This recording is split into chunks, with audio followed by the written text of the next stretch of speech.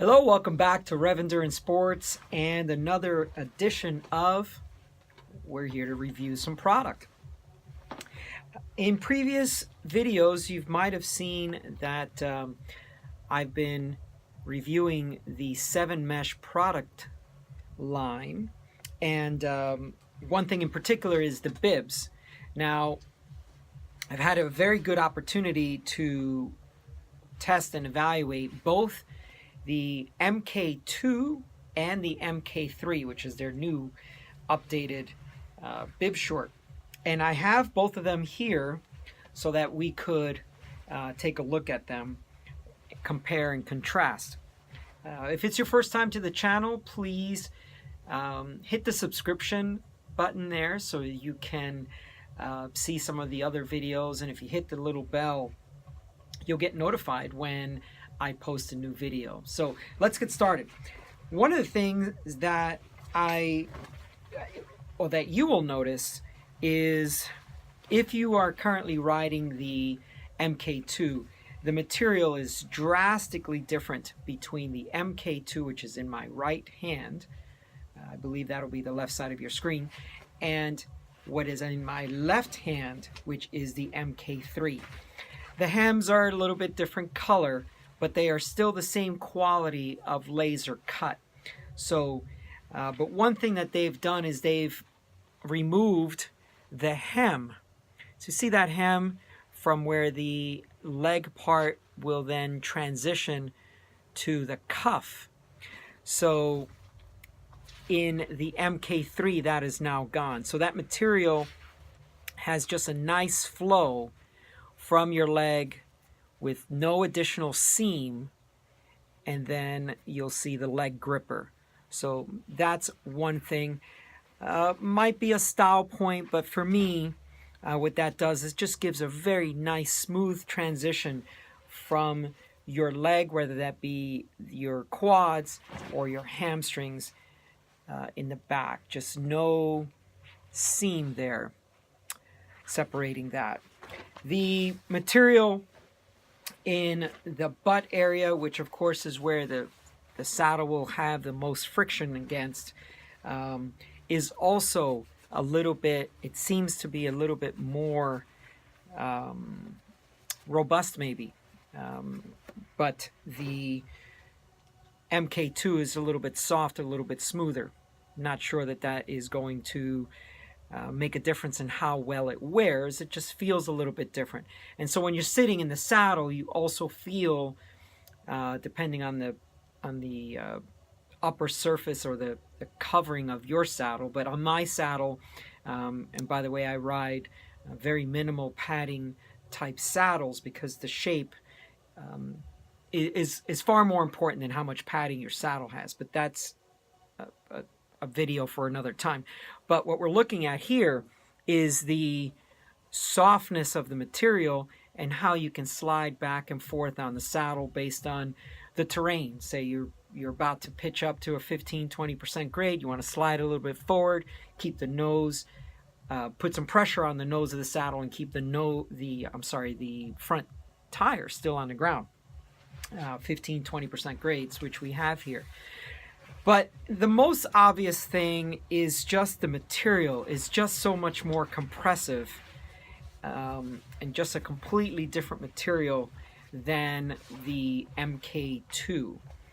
Now, the chamois, once you open it up and flip it inside out so you can see what the chamois looks like, again, they went with a graduated type padding on the saddle, so you can see it's a little bit thicker here where your sit bones are, and it has several 1, 2, 3, probably about 3 different densities as it attaches. Now, just a quick review, you could see that the way the chamois is affixed to the short material. Same thing here. So no seams, well, there's a transition, but there's no actual stitching, and that's very, very nice. Increases your comfort level dramatically when you don't have stitching and additional seams here. The chamois is much harder, firmer, I guess is a better word. So you can squeeze on it. You could see that the density seems to be much firmer than on the MK2. So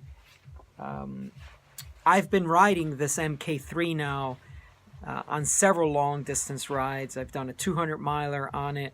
I've done several 9, 8, and a 6.5 hour ride. The 8.5 and 6.5 hour rides, those were back to back on a Saturday and a Sunday. And both of those rides I would call, it's what I call a dry ride. I didn't have any chamois cream. And so, you know, a lot of times you may not have a great chamois, but you can kind of ameliorate the situation because you're putting some chamois cream on there. So, but this was both rides without any chamois cream or any type of lubricant or anti-friction type of cream.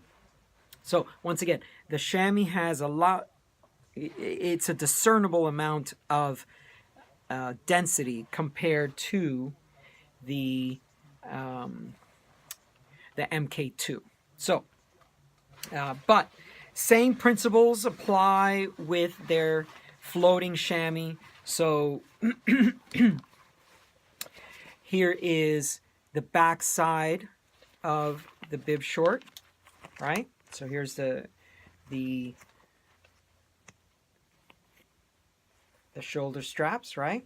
So we're going to just follow along to the back side where the label is, the back side, and then you can just easily slip your hand inside here, and then now you can see that there is 2 layers, and you stick your hand and you could then peel apart.